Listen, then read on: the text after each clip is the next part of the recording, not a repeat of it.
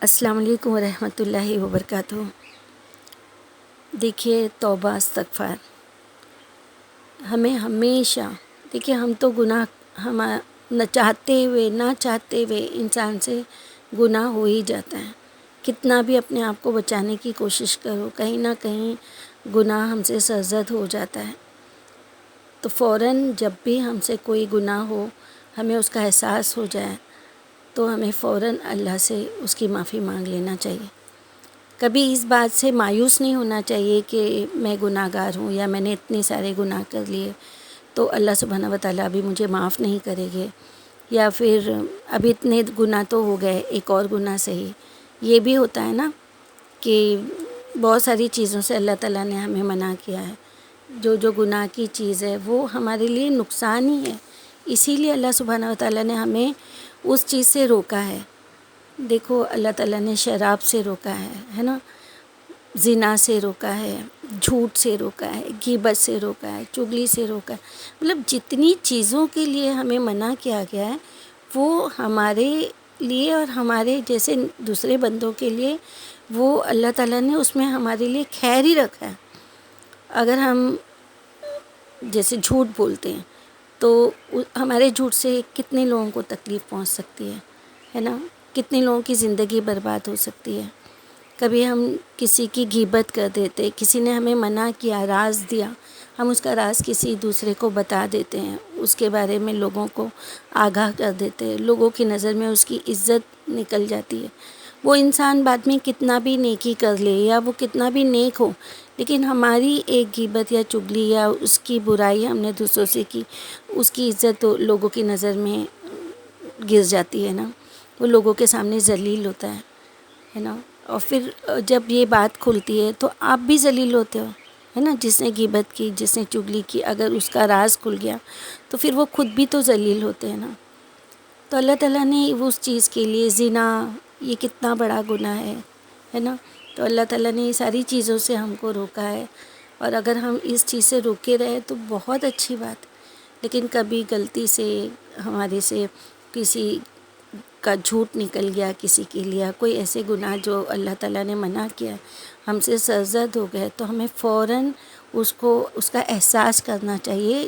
دن بھر میں ہم نے جو بھی کام کیے اس کا جائزہ لینا چاہیے کہ ہاں یہ کام مجھ سے غلط ہوا یا یہ مجھ سے صحیح ہوا۔ جو ہم کو لگتا ہے صحیح ہے، ہو سکتا ہے کہ وہ دوسروں کے لیے غلط ہو۔ اگر ہمارے اپنے ماں باپ یا رشتہ دار، بھائی بہن یا شوہر بیوی ہمیں ہماری غلطی بتاتے تو ہمیں مان لینا چاہیے اور فوراً اللہ کے سامنے رجوع کرنا چاہیے۔ اور اللہ کی جو قبولیت ہے، اللہ جو توبہ کو قبول کرتا ہے، اس سے تو ہمیں مایوس ہی نہیں ہونا چاہیے۔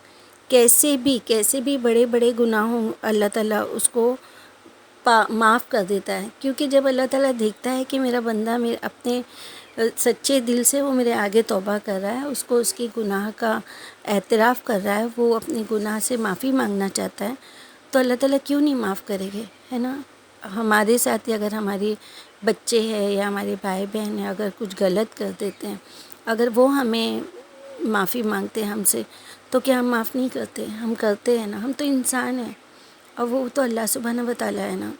وہ نہیں چاہتا کہ ہم دوزخ میں جائیں، وہ نہیں چاہتا کہ ہم گناہ گار بنیں، ہم شیطان کے راستے پہ چلیں۔ جتنے بھی گناہ کے کام ہیں وہ تو سب شیطان ہی کرواتا ہے نا۔ جھوٹ سے لے کے، غیبت سے لے کے، زنا سے لے کے، ہر چیز شیطان ہی کرواتا ہے نا ہم سے۔ مطلب ہم اللہ تعالیٰ کو چھوڑ کے شیطان کے راستے پہ چلنے لگ جاتے ہیں نا۔ لیکن جب ہم معافی مانگتے ہیں، اللہ کے سامنے سجدہ کرتے ہیں، سجدے میں اللہ تعالیٰ سے معافی مانگتے کہ اللہ تعالیٰ ہمارا سر، یہ میری ناک، میری پیشانیاں اللہ تعالیٰ تیرے آگے جھکی ہے، مجھ سے یہ غلطی ہو گئی، اللہ تعالیٰ تو معاف فرما دے، تو کیا اللہ تعالیٰ معاف نہیں کرے گا؟ شیطان نے تو ایک ہی کام کیا، تکبر کیا، سجدہ نہیں کیا نا۔ تو بس ہم سجدہ کر لے، شیطان وہیں ہار جاتا ہے، وہیں اس کی مات ہو جاتی ہے، وہیں وہ شرمندہ ہو جاتا ہے۔ پھر اللہ تعالیٰ قرآن پاک میں بھی فرماتے ہیں نا کہ اللہ تعالیٰ نے اپنے محبوب بندوں کی تعریف فرمائی ہے کہ دیکھیے سورہ آل عمران میں 135 آیت میں اللہ تعالیٰ فرماتے ہیں کہ جو ان کے اللہ کے نیک بندے ہیں اور اگر کبھی ان سے کوئی فحش کام یعنی برا کام سرزد ہو جاتا ہے یا وہ اپنے اوپر کبھی زیادتی کر بیٹھتے ہیں تو فوراً انہیں خدا یاد آ جاتا ہے اور وہ اس سے اپنے گناہوں کی معافی چاہتے ہیں، اور خدا کے سوا کون ہے جو گناہوں کو معاف کر سکتا ہے؟ بے شک، اور وہ جانتے بوجھتے اپنے کیے پر ہرگز اصرار نہیں کرتے۔ تو اللہ تعالیٰ فرماتا ہے نا کہ وہ جب مجھ سے معافی مانگتے ہیں تو میں انہیں انشاءاللہ ضرور معاف کروں گا۔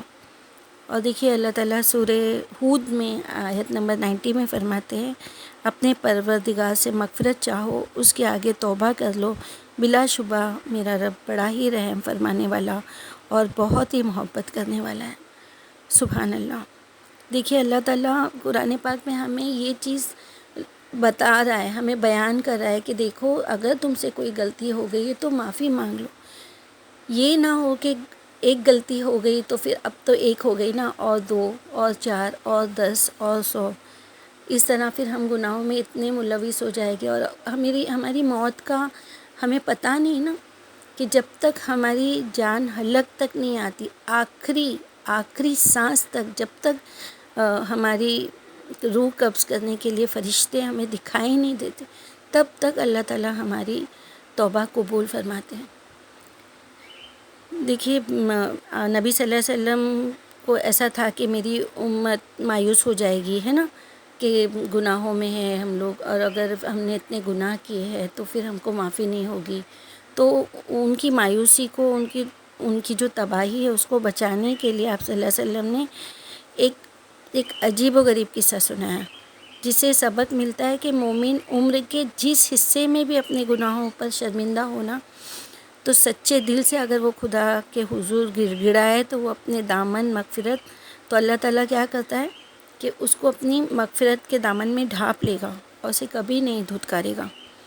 تو آپ صلی اللہ علیہ وسلم نے فرمایا کہ پچھلی قوم میں ایک شخص تھا جس نے 99 خون کیے تھے، یعنی 99 خون کیا تھا، اس نے مرڈر کیے تھے۔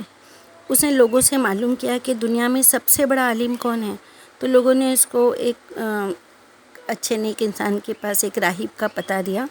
وہ اس راہب کے پاس گیا اور بولا، حضرت میں نے 99 مرڈر کیے ہیں، میری توبہ بھی قبول ہو سکتی ہے کیا؟ تو راہب نے کہا، نہیں، تمہاری توبہ قبول ہونے کی اب کوئی صورت نہیں۔ یہ سنتے ہی شخص نے مایوسی میں اس راہب کو بھی قتل کر دیا۔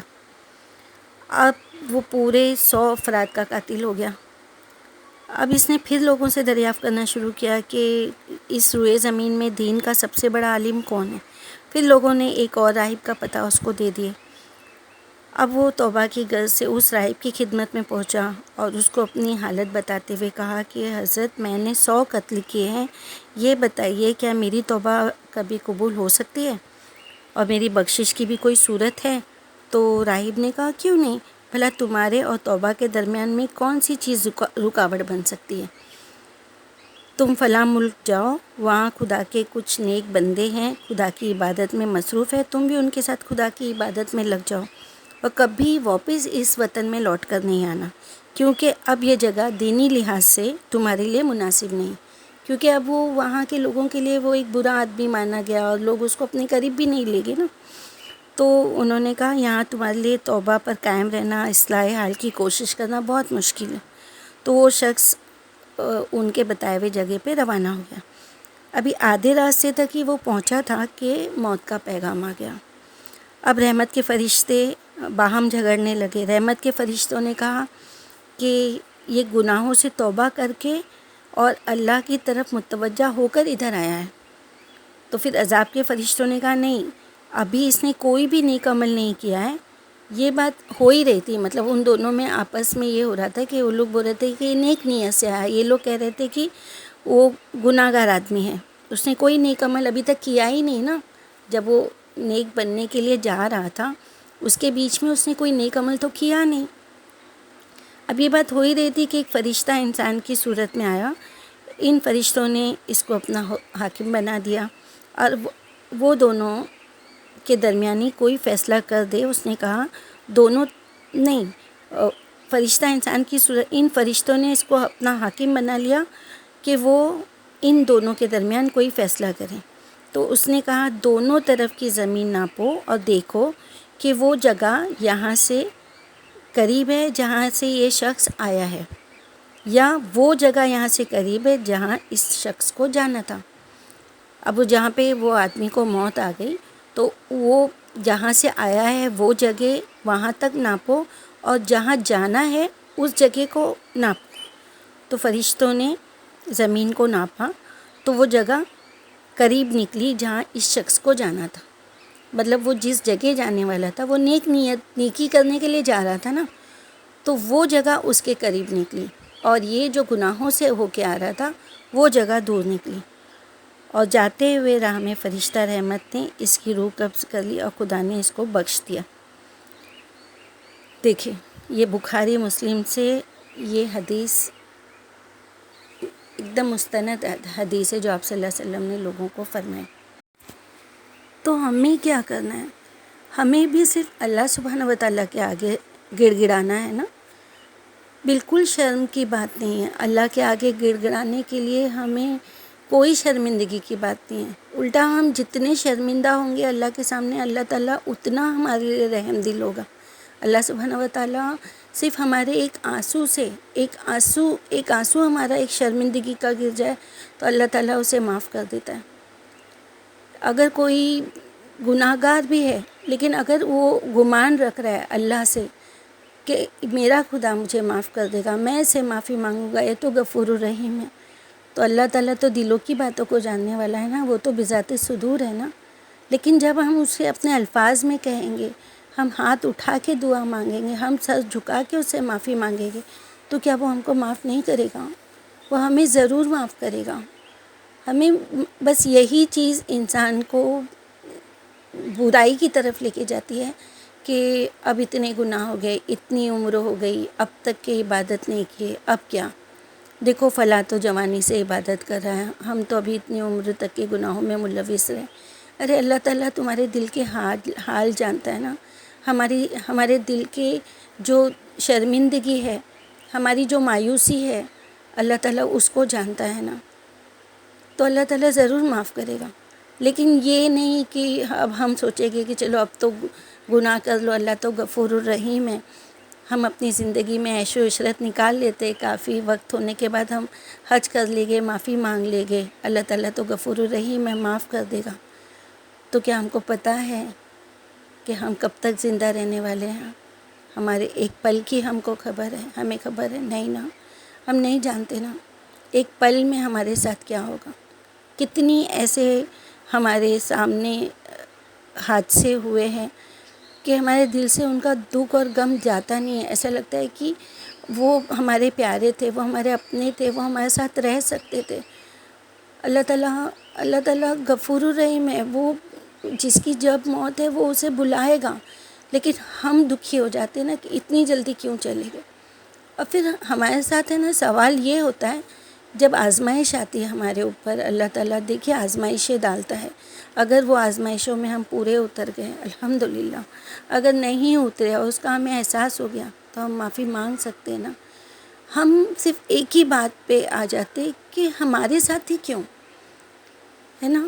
ابھی جیسے میرے ساتھ بھی اور بھی میں نے کئی لوگوں کا دیکھا ہے کہ جب ہم بہت کوئی چیز کے لیے دعا کرتے ہیں، کوئی چیز کبھی وہ خوشی ہم کو مل بھی جاتی ہے، اور ملنے کے بعد ایسا ہو جاتا ہے کہ وہ ہاتھ میں آتے آتے وہ ہاتھ سے چلی جاتی ہے.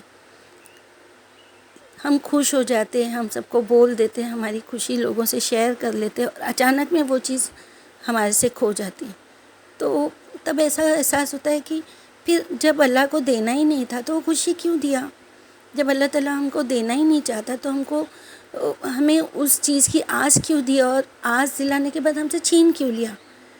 تو یہ چیز میں بھی تو اللہ کی حکمت ہے نا کہ وہ ہمارے اندر کی جو نیکیاں ہیں، ہمارے اندر کی جو پیور کرنا چاہتا ہے ہم کو اللہ کے سامنے. جیسے جب ہمارے سے کوئی چیز گناہ ہو جاتا ہے یا ہماری کوئی چیز کھو جاتی ہے، کوئی ہم سے بچھڑ جاتا ہے، یا کوئی چیز پاتے ہمارے ہاتھ سے چھین لی جاتی ہے، سب کے ساتھ ہوتا ہے۔